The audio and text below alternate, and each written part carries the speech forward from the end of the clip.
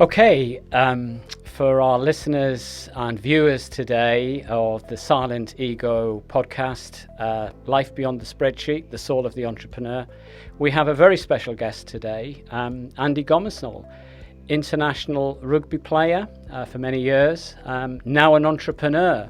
So we're going to explore Andy's background from childhood to becoming a renowned rugby player on the international stage for England, and now running the family business. So he's definitely qualified as the silent ego, the soul in business, life beyond the spreadsheet. So here we go, Andy. Welcome. And today I'd like to talk a lot about you. So I'm going to ask a few questions, and yeah, we're going to just have a little bit of fun for a few minutes. But there's some common ground between us, Andy. Not only Sandbanks, where we originally met in the car park when you were down visiting, I think I'd call it the in-laws, somewhere along the lines. And there's something else I always remember on that meeting, and it's never lost. It's that smile, Andy. You're always smiling. So I'm going to ask about the secret of smiling. But also born in Durham, which is fantastic. That's kind of my hometown. Many years ago, I left Durham town back in '87, but there's obviously common ground there. So, Andy, it started in Durham as a little boy. Tell me the story. I mean, why Durham, and then down in the south? How did you end up being born in Durham? Yeah, it's a very good question. One for my father. It was purely around. He was born in Ruislip, so many miles away. It was all down to his work, and that was the fact of the time. And so I was born basically with the accent. Right? Were you? Yeah. All right. Okay. And I think it was probably. We moved further south to Doncaster, and that was where my first mini rugby club was. Right. So that's where I was introduced to rugby. But then we moved for personal reasons, family-wise, and I ended up staying for some time, a couple of months, with my grandparents, and they had moved to Bracklesham Bay in Chichester. Hence why the whole Sandbanks bit, so from Durham to, basically the sea. And I just fell in love with that view. It's not the most special view, to be honest. Sandbanks is a lot better, but it was the seaside. When you're a youngster, there's no better place to be. And so I lost my accent within then going to the local primary school within 2 or 3 weeks. Of Dad sort of commuting in and out. He just witnessed my accent gone, because the kids couldn't converse with me, didn't understand me, and they were like, "Who's this weird child that speaks in a weird accent?" Exactly. And I lost it. It was gone. And I think one of the things that I mentioned to you, Dad had given me some old cine video, and there's no sound, so you couldn't hear me talking. I think that's one thing that he sort of regrets in the file system, is that there isn't anything of me with the accent. Wow, interesting. Yeah. Interesting. How old were you then, if you don't mind me asking? So that was about 5 or 6. So Doncaster was under sixes I was playing, so I was 5 years old. So it was around that time. So 6, 7 years old, and then that was it. The accent's gone, and I became a southerner. All right, okay. And then the rugby started to kick in. Kind of. I think certainly the bug did. I mean, I think you are massively influenced in all of these things by your parents, and certainly by my father. The two options were, my mum loved horses, so I did ride. I was a jockey, a show jumper as a young child. My mum wanted me to do it, so I kind of did, and I loved it and I enjoyed it, and it taught me a lot of lessons. And as a young child, getting on a horse it's quite, you have to have a lot of courage to do that, and then jump fences. And then on the other side, my dad's passion was rugby, loved it. He played football, but something just kept coming back to him about rugby. And I think I fell in love with the sport when Dad set up a mini rugby club. When we moved again, he actually helped. There was 3 dads that set up Bicester Mini Rugby Club. So it's now Bicester Village, pretty much. All those fields were the rugby club. And we turned up on a Sunday and there was just no one there. And so Dad made some inquiries, and there was no, there was an amateur section, but there was an adult section, but there was no juniors, there was no minis. So he sort of set it up with 2 other dads. And I think starting something from scratch like that, you just saw what work went in. We were literally driving to training and seeing kids kicking a ball around in the street and just, saying, come to, literally down the road, come bring your boots and come and play. And it grew and grew and grew. And then eventually now I think there's sort of 350, 400 kids every Sunday going. So from zero. So I think that sort of, when that you're brought up with that, you just can't help but fall in love with the sport and the game. Yeah. So you must have been, that'd be 41 years ago, am I right? Yeah, pretty much. Ticking on a little bit now. But what a lovely story, a nice foundation. So sort of quite entrepreneurial, if you don't mind me saying. Your father exactly. in those days was sort of, spotting the talent possibly in you and, pulling that together and then giving you that platform to flourish on, which was the beginning of that journey into rugby. At what point did you start to, pardon the language, but that become not so much addictive, but you've got a sense that I'm enjoying this. This is good. I'm developing. And were you aware of that at the time, or were you just out there having fun with that smile of yours, running around just doing your thing? Yeah, it's a really good question. I actually asked my dad, since retirement and just sort of anecdotally sitting down and saying, why do we do this? How am I like this? Kind of asking those questions. And I'm going through a similar period in my life now as a parent with my children.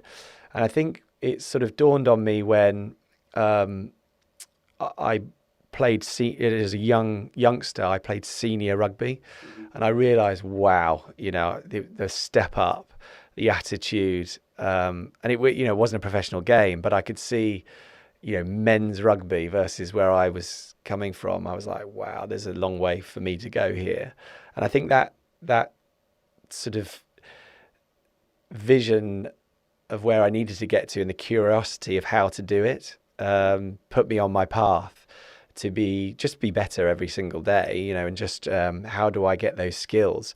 And bearing in mind, we're not talking about professional sport. I mean, the accessibility now is phenomenal. You just have to Google it, don't you? How do you do a spin pass? So, I got that from the club and connections and contacts and meeting people, and asking the question. I was always asking the question. I wasn't afraid to ask the question. And I've got it similarly with my daughters, sort of seeing them starting to flourish now. They're playing ladies hockey and they're only 14. And you can see the step up that they're achieving right now. And it's a lot of similarities in that regard.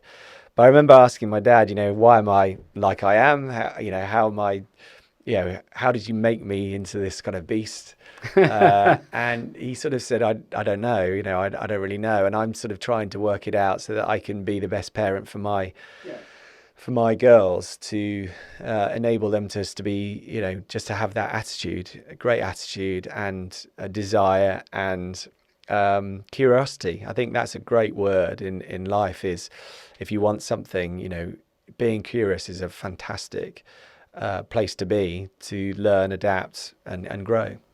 I think you mentioned some key words there, as well as the courage, and some people have to work quite hard at drawing down on the courage and the confidence to kind of step into sport. I always remember personally, very different level and, amateur standard in football, but I can always remember it being, 8, 9 years old, and that sort of, unfortunately, it wasn't my father. It was my best friend's brother that got me into a good league of football. But I can remember my confidence catapulting when somebody told me I was good at something. So there was that word of encouragement from a total stranger that said, you're pretty good at that and you should continue doing it. And as a young child, or a young boy, skinny thing, running around tackling and getting dirty on a Saturday morning, but starting to really enjoy it and like the whole sort of, I suppose, how it made you feel. Yeah. I technically probably wasn't very good, but it was that feeling of, I feel confident. And to be candid, I was a shy kid at school and probably, a little bit timid, but that expression of confidence, I'm sure you're seeing that with the girls now. Totally. And it brings me on to Fran, your good wife. She always smiles as well. Must be something in the water over at your place, but you're always smiling, you guys. So it's the Aussies nicknamed me Smiler, actually. Did they? All right. We went on tour and I also said to my father, how did you know that I was any good and had the talent? And he said, there was this moment where all the kids looked to you and they passed you the ball and he said that's when I kind of knew you'd be pretty good at this game. So that's quite interesting. But yeah, I think the feeling, especially a team sport, I think it can be probably quite lonely unless you've got a big team behind you. I'm passionate about golf these days. I think golf is one of the best games ever invented. Right. It's just unbelievable. Watched Tyrrell Hatton win yesterday, and he's 5 years old. His mother sent him a photo of him 5 behind the ropes watching this Wentworth PGA UK Championship. Right. And she sent this last day, they play 4 days, 18 holes. The last day, a massive pressure. He's leading the tournament. And she sends him that photo, which I thought was really poignant for him. It was just, remember, go and have fun. You were the kid behind the ropes. Now you're in the ropes. Go and have fun. Enjoy it. Thrive on it. You've deserved to get there with all your hard work. Just go and win the tournament. I just thought that was brilliant. And it was a load of parallels with, what all the pressures in team sport and sport, but that's an individual, whereas the team sport confidence comes from helping, especially rugby union, because we always say it's a game for all shapes and sizes. Yes. Backgrounds, it doesn't matter where you're from. And every club I've been to has been inclusive, and we're all different shapes and sizes and different roles within the team. And not every game you can get man of the match, but every game you're needed. And some games are suited to you to help the team win, and I think that's the beauty of it. If it's not perfect for you, you've contributed and you've made progress. If you do get man of the match, it's you feel $1 million.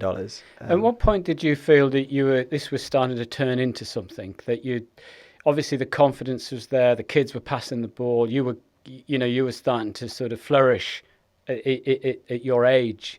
And then at what point did it started to click and you started to get into playing for clubs? And because you played for quite a number of clubs, I'm not quite sure, was it seven clubs, is that right? I hold the Premiership record. Do you really? Yeah. 202 appearances, I believe. Yeah. So now I think the penny dropped when, we chose the school. We all sat down and we had some options, and I was very fortunate to at that generation, private education, and it had a history. Private schools had a big tradition and history with rugby. And, so I was really, really fortunate. And we sat down, I remember my mum, my dad, myself, and there was 3 options. And we wrote on a piece of paper which school that we all thought. And to be honest with you, I thought my mum certainly would pick one school because it was local. And she didn't. We all chose the same school. And so when I went to that school, I saw the competition. It's a lot bigger, huge competition.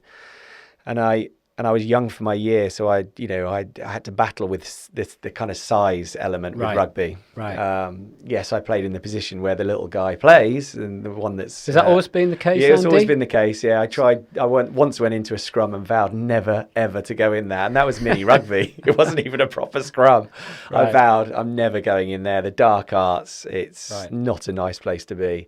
But I remember being at the school and. They were in a good way proactive with helping you achieve whatever goals you had, but making it progressive. So there were county trials, and then there were divisional trials, and then if you were good enough, you'd go for England trials. And I remember getting into the county at a young age, under 16s, under 15s, being a county player. But when I went to the next stage, you know, some of my peers were getting in and I wasn't. And I realised about, you know, that kick when somebody says, you know, well done, you're a brilliant player, but actually you're not good enough for this next stage. That was like, wow, okay. So you sort of dust yourself down, and some people give up, some people stop, and they keep trying and they keep failing, or you are positive with it and proactive with it. And I just remember some of my best friends, you know, will testify to this. I just went on a mission of training myself. So whatever the weaknesses and negatives were, I was like, I'm going to make sure that the next time they see me, they're going to say, wow, he's improved, and that's one of his strengths. And so the next year I went for it and failed again and didn't get in. The next year, so 17 years old, didn't get in. I'd made the step up to divisional, but for England trials, you know, wasn't good enough. And then at 17, I failed again, couldn't get in. So I had one more year at sort of under 18s. I remember the divisional trials. It was a place called Castlecroft in Wolverhampton, where we'd all go. You know, it was a level of huge investment and professionalism, actually, when the game still wasn't professional, because this is in 92. This is 1992. Yeah. So the game only went pro in 95. So there was a real pathway even then. And I remember the team was announced and for England. So I was in the trials and they made me captain. Wow. So I was like, oh, from zero to hero, yeah, so to speak. Well, sort of, yeah. I mean, that's when the hard bit starts. Yeah. So there's a sense of massive responsibility at that point. As well as you've achieved your goal and you've got in. And that year, we had a good team, good year group. And the team had not won for the Grand Slam for, I can't remember how many years. It was some years, 11, 12 years in the schoolboy records. And we were the first year to win it, the Grand Slam. So that gave me immense pride, but also just realised, you know, you can do it and you can be successful. It's interesting pulling from that, Andy. It's in some respects the story so far is that your father created an environment. You know, your parents had a real influence very early on in creating that environment. Both, you know, obviously this was not a deliberate plan. It was just, you know, you were in it. But how you've demonstrated that resilience, that relentless pursuit, it's like all things, isn't it? You see you on the pitch, you know, on the day, and you've made it look easy. But the journey, the story behind the scenes is not easy, is it?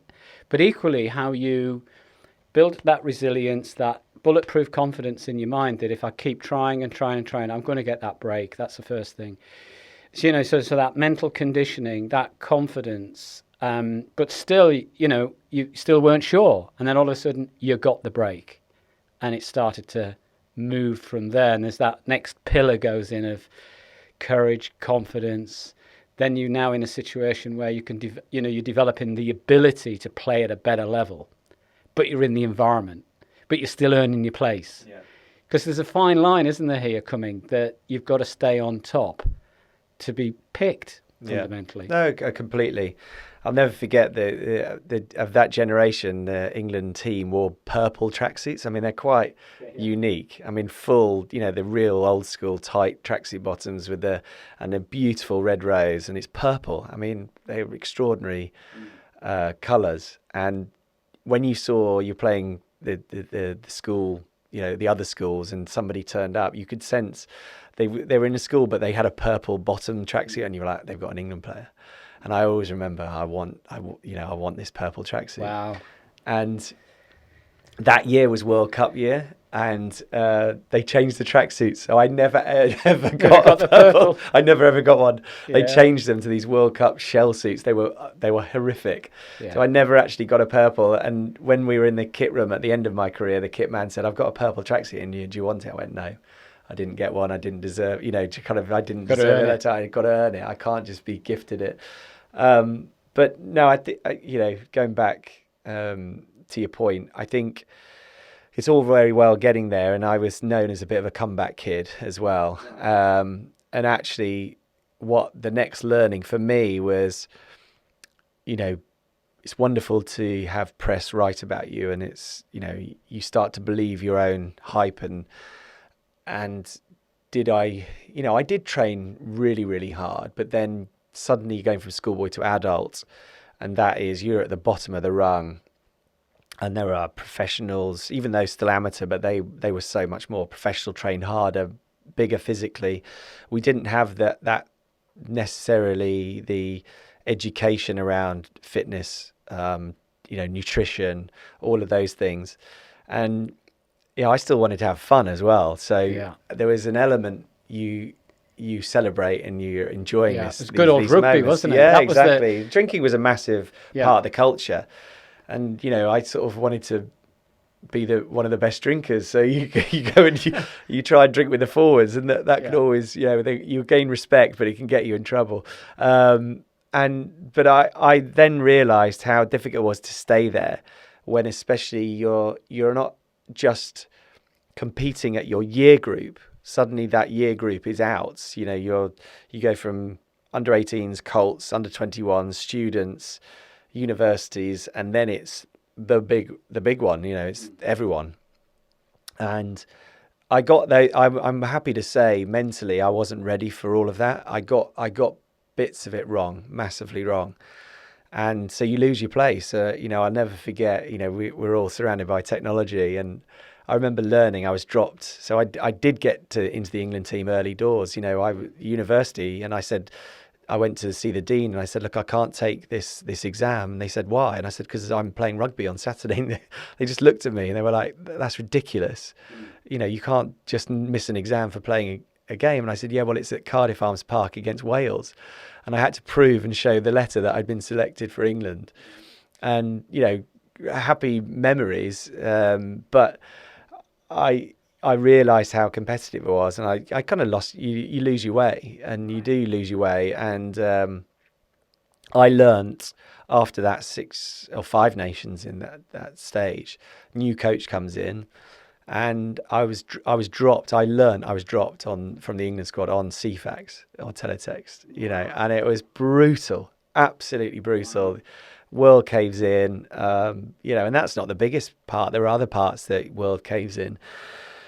But you just go start again, but I realised that's the process I really enjoyed.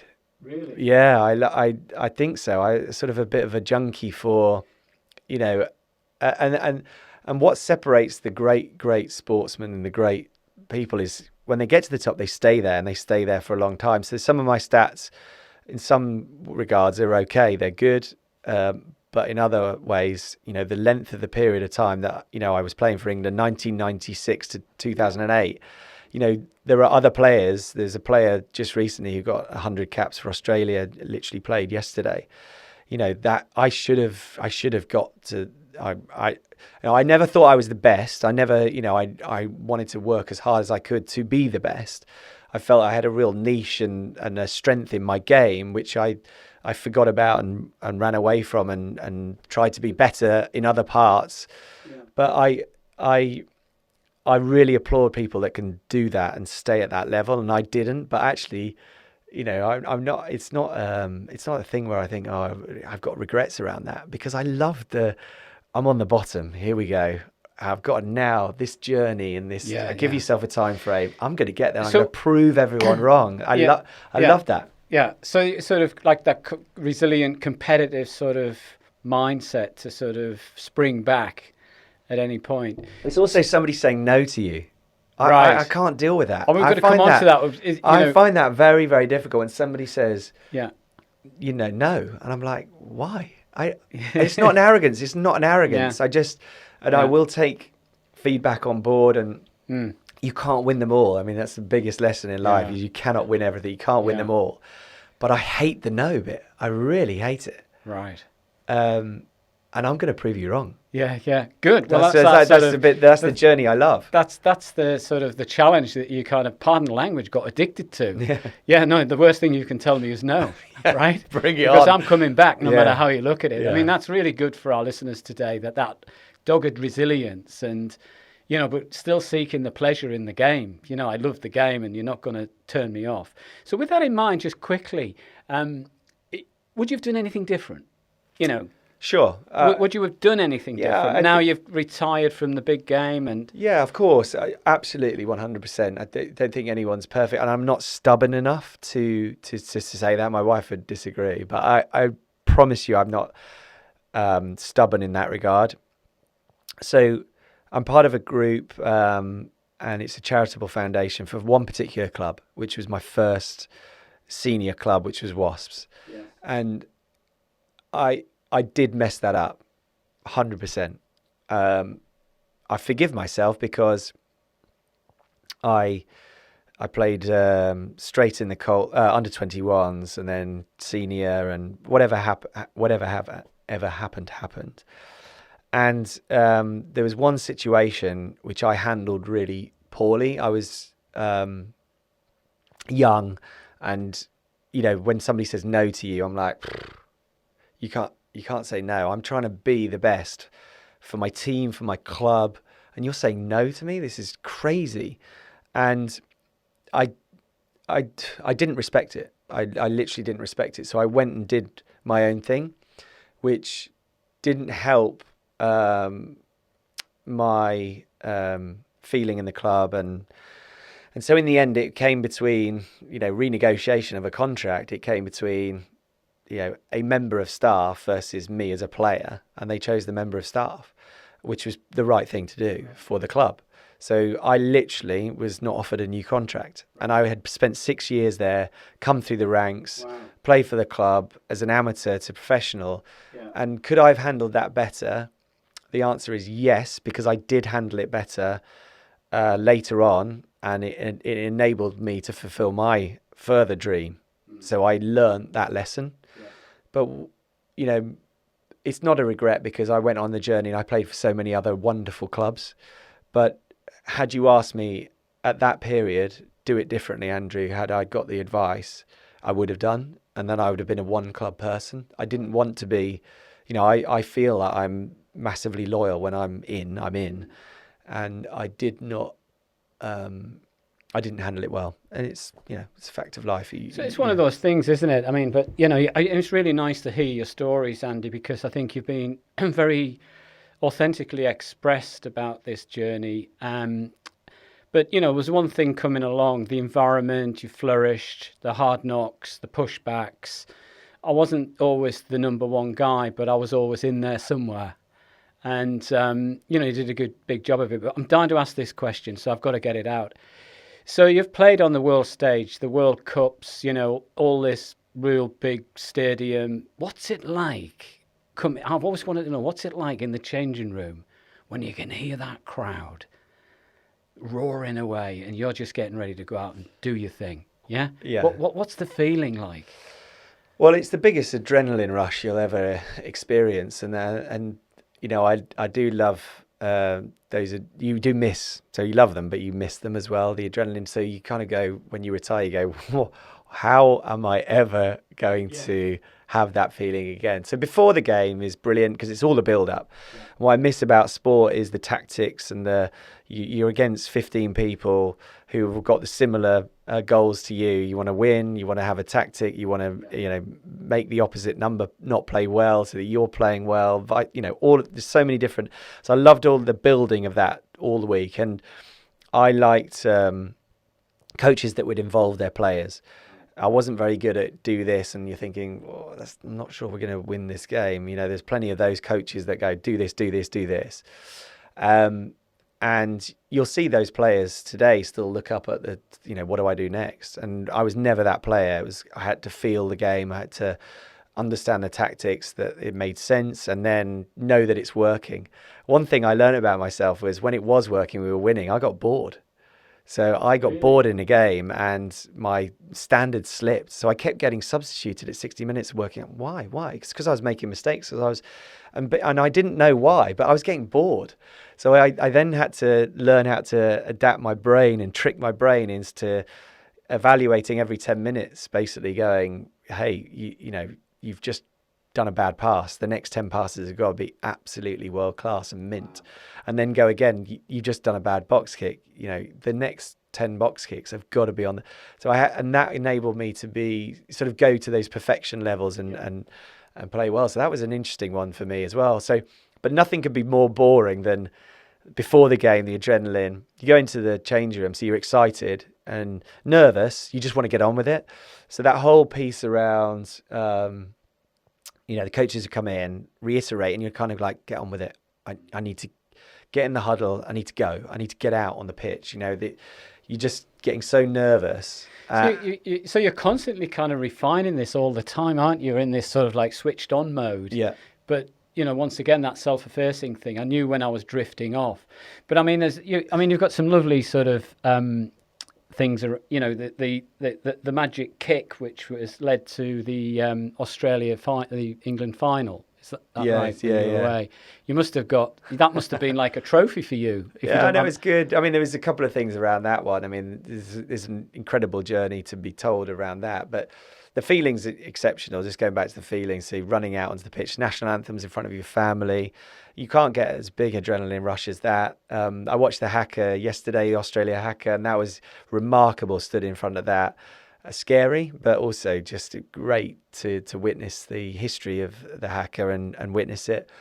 And then you're in focus mode, and you know the celebrations after, or the feeling after loss wise. Yeah, those are amazing moments. And, you know, I always sort of separate it. So they say, what was it like and what's it like now? And I go, well, you're clapped in, 90,000 people clap you in, and you've done nothing yet. Right? So they're adoring you, they're clapping you in, they're cheering you. I've done nothing. So I've now got, there's a huge amount of pressure on that. You know, equally, you've got the adrenaline and off you go and you're delivering. I go into my boardroom now. There's definitely no one clapping me into a boardroom at the moment, right? There's not 90,000 adoring people. Yeah. There's just totally different parallels. But just going back to the kick. Yeah. So you practice and practice and practice, and I've got so many anecdotes and stories around that. But at the highest pressure, the moments you want it to happen and work, you know, those are split decisions, and then the skill set that you have to perform on the money. Now, I didn't get it right all of the time. You know, the best perfectionist was Johnny Wilkinson around that. His kicks in conditions that just impossible to get that ball through the sticks, and he would do. And his utter dedication and focus. And I enjoyed, you know, playing with him and seeing his mentality around that. It wasn't totally all for me, because I like to laugh and a joke, and I would go in and out of that mindset. But I absolutely respected how once he was in. And that kick was, you know, it was reactionary as well. So we were under pressure. We were playing the host nation in semi-final, and I could sense the initial contact. I'm like, I'm not enjoying this. You know, normally you, as a scrum half, you want the forward momentum, and I wasn't enjoying it to start with. They were really up for it. So I thought, look, I heard one of my winger, Josh Lucy, I heard his communication. I just thought, do you know what? Best thing to do here is pop it over, put the pressure back on them. And anyway, there's so many, anecdotal evidence on that beautiful kick contact, the drive, that beautiful, you haven't tried hard. It was just perfection. I hit this thing so beautifully. And I knew it when it bounced. The roll was like, oh, I couldn't have hit that better. But I didn't realise how perfect it was going to be, because it literally popped up as Josh got to the guy who was about to, a guy called Damien Try. Poor him, because it just popped in the air and Josh got it first and then just fell over him for the try. And that massively settled our nerves, because that was 5 minutes and we were 5-0 up. You know, that settled the nerves, and actually, you know, the belief went up as a team. So all of that training, everything, that moment too, it was a great, great feeling, but still got a long way to go, 75 minutes. And it was, you know, it was pretty tight. But also the weekend before that, playing against a guy called George Gregan, who is that 100 cap legend player. And what I learned from him was, no matter what performance, and it was always a high standard by himself, but no matter what performance and what result, he stood there as a winner. He had the physical walk, strut, however you want to term it, that body language. He was always a winner. and his the way he would describe before and after the game, win lose, was exactly the same. It was as if he'd won the game, and I was always in awe of that. Plus, he was a hell of a player. So that weekend I was playing against him, and I had a good game. I got to him, which I was pleased about in terms of he was untouchable at times, and being on top as a forward pack, it helps you. So I'm thankful to those guys but it was kind of when we won that game, I was like, from going from under 18s being captain, and I've done it. That felt a moment as well, because I'd lost against Australia many times, made mistakes, shoulder barge somebody, just being an idiot. It's a theme and the here. penalty goes over, we lose the game, and it's my fault. It's a theme, isn't it, Andy? It's Yeah, sort it's a of like massive coming theme. back from making mistakes. Yeah. I'm in the Yeah. business of coming back from Yeah. making mistakes. And not being frightened. I think courage is not being frightened to make those mistakes. Well, this is it, isn't it? Yeah. Failure's a good thing, isn't it? And the best men are made of it. And I'd classify you obviously as a hero of that generation of rugby, and some lovely stuff here. But just quickly before we move on to you're now an entrepreneur, running N2S, which is the family business. But I just want to get this story kind of correct in my mind. It was the Gloucester signing. It's a bit about the suit.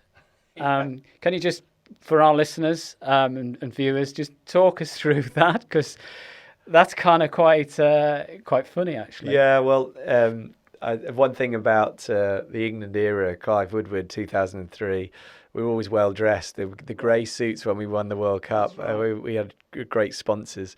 So I remember signing for Gloucester and thought, I've got to be smart here and well dressed. And so I turned up in a suit, and nobody at Gloucester had ever turned up in a suit in terms of a signing. So I was trying to portray utter professionalism. And anyway, it's still a rugby club full of blokes that want to take the mickey and good pranksters. And so I had my kit on, did the photo on the pitch, and came back, and there was no suit, no car keys, and no car. And I found my suit was sellotaped to the ceiling, and it was a high ceiling, so there was no way of me getting it. So that told me that I didn't get my dress code exactly right. And then they parked my car in the local superstore somewhere around the corner. So I was about to ring the police, and eventually everything came to light. No, it's our prank on you. Welcome to the club. So I knew I was going to be in a good banter, good club, good, because team sport and I think culture is massive, and same in business. Those kind of culture make you feel at home. All of those things make you thrive. Culture is everything. So I knew I was at the right club at that point. So now you're, obviously out of rugby, retired into now running the family business, N2S, so leading the forwards, but in the business world. So what was it like, just quickly talk, coming away from that professional rugby status into fundamentally, running a business? Well, transition's not easy. So it's deciding what to do. And I was always inquisitive again. What am I going to do next? Dad had kept me quite separate from the business. At university, I would, try and get some pocket money. So I would go and work with him and for him, and just labouring basically, engineering. And so I got a view of what it was he was doing. But then I was so focused, and he supported me, but also he didn't want to talk about his work. He wanted to talk about rugby. So that we had that bond together in that regard. So he sort of kept me away from the business world specifically, but he was trying to educate me in my career from what he learned in business. So he was trying to make probably an entrepreneur out of me. And so the transition, what am I going to do? I mean, this is the big question for every athlete. But, I'd align it to any walk of life, whether you're military. These guys are going, institution. And then suddenly I'm making a decision to step out. What the hell am I going to do? And about, working out your transferable skills and actually find a place that's going to be a happy home for you, that you're going to thrive in. Because, the beauty about team sport, military background, is decision makers, not frightened to make a decision, and not frightened to get on and just do it.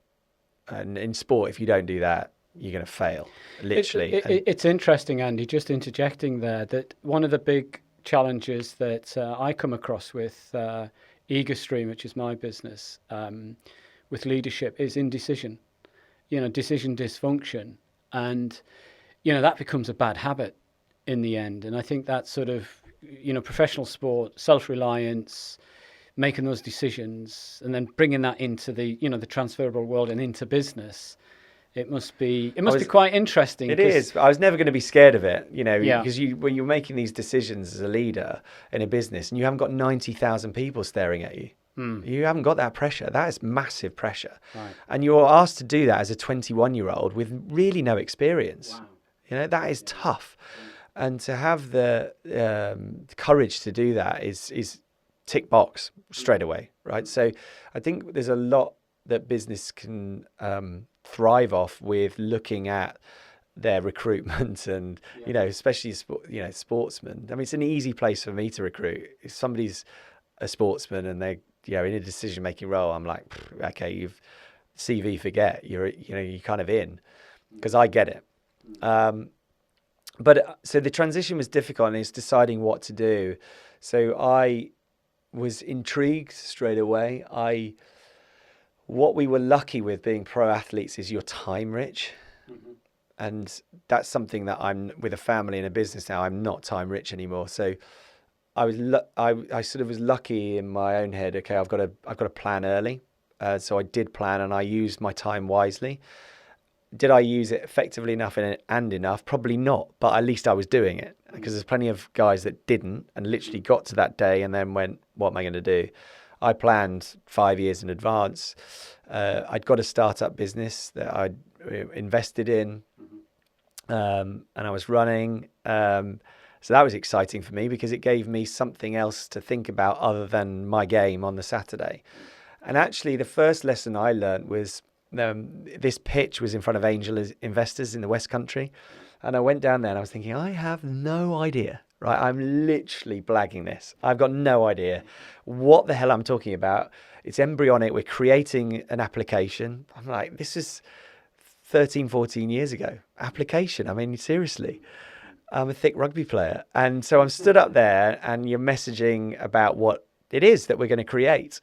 I was nervous as hell. Wow. And then we created a board. And so the people that invested were really experienced. And so I just sat in this board meeting, 5 of us in this boardroom, and I was just listening and learning from these guys. But then I'd go back to the rugby club and I would think, we've got a long way to go. These guys are serious entrepreneurs, experience. It's their own money they've put in. We're talking millions of pounds that they've put in. And when they're on it, it's like a lawyer when they go into zone. I was like, we need to go up a gear again, just in terms of our meetings. And so I was at Quinn's at that time, and I noticed some things at Quinn's that I just didn't like. I mean, guys would turn up unprepared, late, just not focused. And I was like, there needs to be a bit of a shake up here. This is crazy. And tactics just weren't clear. I was like, wow. So I really loved that parallel of actually using my learning in business suddenly from these great entrepreneurs and experienced businessmen and taking it into rugby. And it sort of matured me actually in a lot of ways, because I was, wanting to have a bit of a laugh with something. I was like, I can't be that person. So that was brilliant experience. But what I learned was you've got to, once you're giving everything and you're invested, you're truly invested, the people that you're with, just basics of the values and the respect. And from some of the actions that were happening and how people were behaving, I didn't like it at all. So I eventually told the then chairman and sort of said, look, I'm not happy. And he agreed with me, by the way. So I was like, wow, okay. I was sort of shocked that I was the first one to kind of bring it forward. And like all startups, most of them do fail, and this one failed. And I was doing a bit of consultancy work with my dad, and, very fortunate first sort of meeting that I brought my dad into, we won a contract, and he was like, right, that's it, you're in. It was like, well, I was like, hang on, I'm not sure I want to do this. No, you're doing it. Right, you're okay. in. You know, I like this. Once again, there's an adversity thing there, isn't there? So there's a little connection there. Yeah.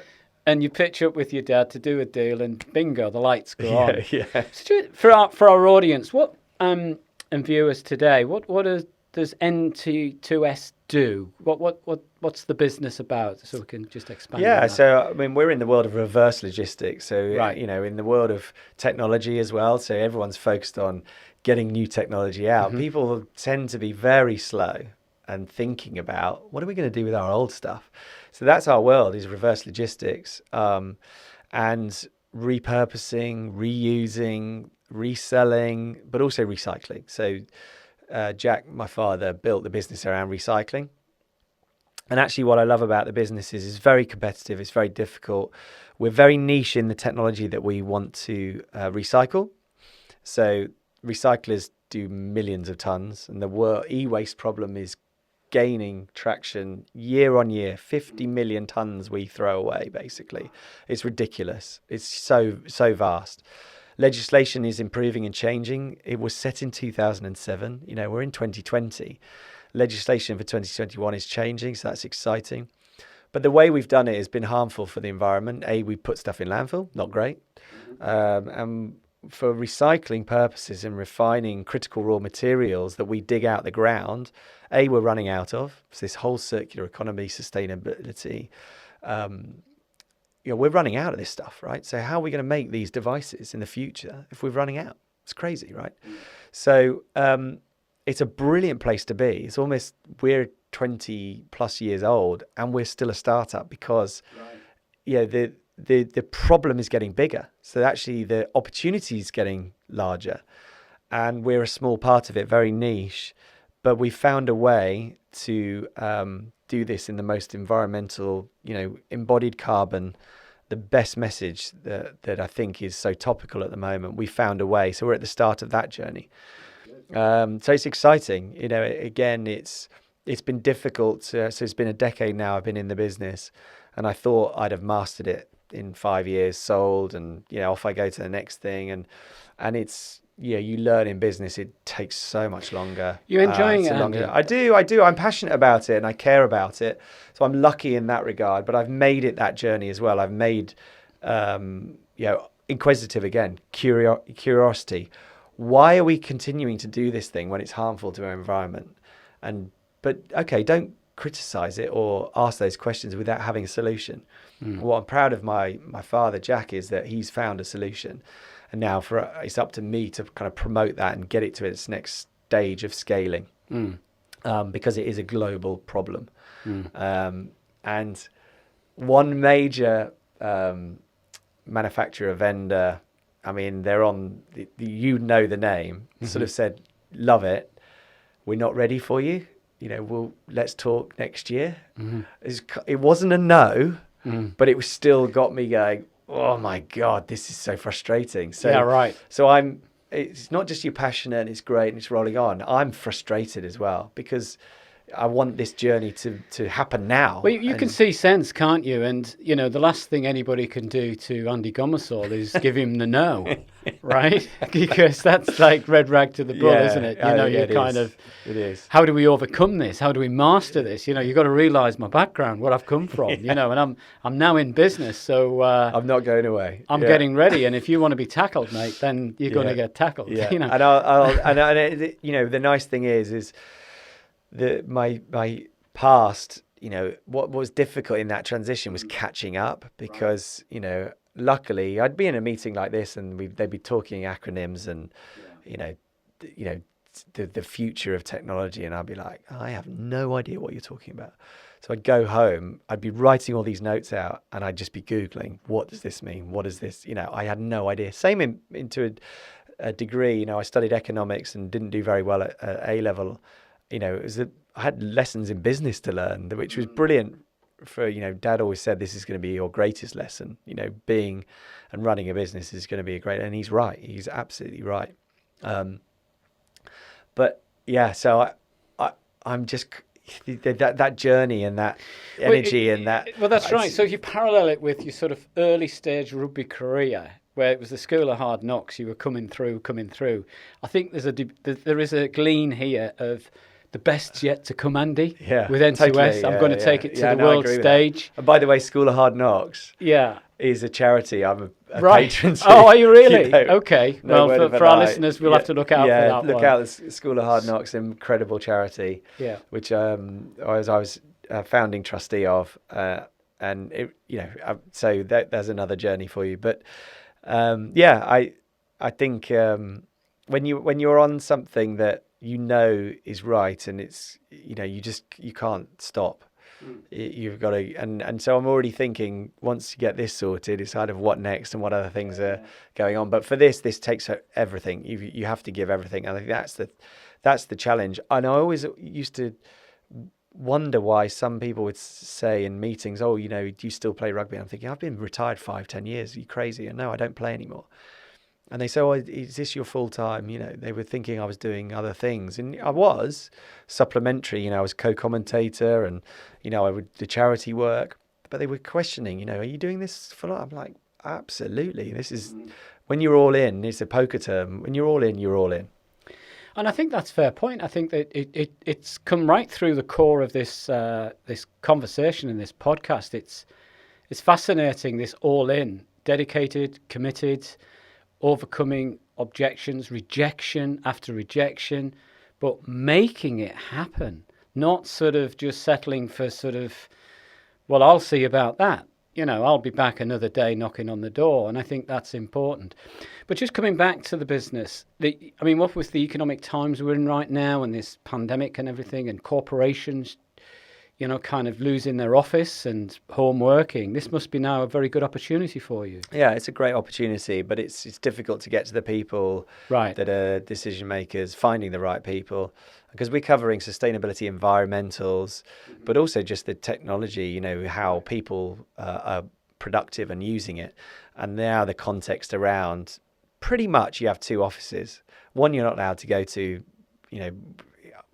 whatever your corporate business environment, whatever their decision making is with the pandemic.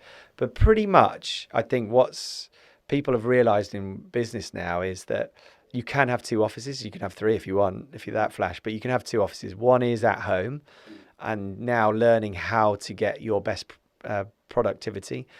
I've seen various comments around I'm much more time.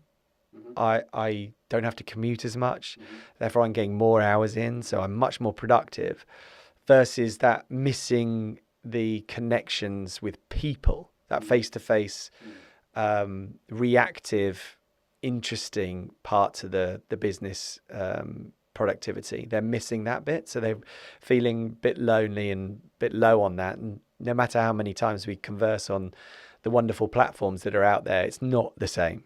It is not the same. But they've got now the context of what am I doing with an office? So we're still waiting on those decisions. Some of our customers, they've decided just go and get our IT and get it to people's homes. So we are doing that. So it's a relocation. But for me, I think the investment from business now in technology will be twofold. And there's different connotations around GDPR and how you use those bits of IT around not just the technology part, but around the safety and the cleanliness and the the pandemic.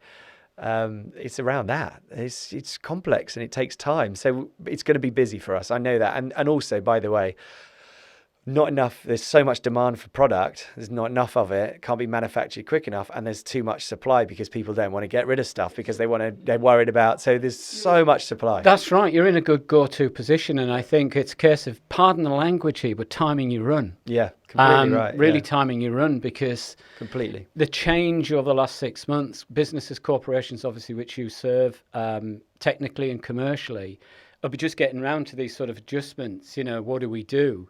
And it's there in the priorities somewhere. So we can only see that, once again, the best is yet to come, which is fantastic. Yeah, no, but for me, it's the agenda. Yeah. So don't just leave it, as a museum for the future.